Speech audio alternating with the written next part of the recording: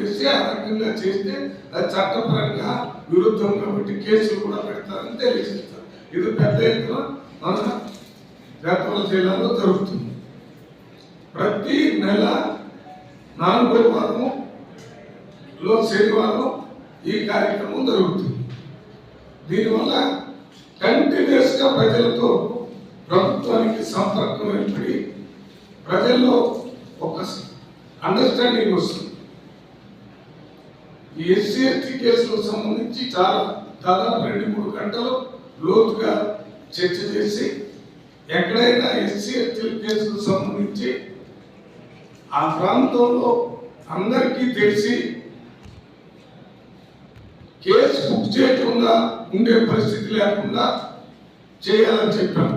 ఎవరైనా station officer case apply చేసిన తర్వాత కూడా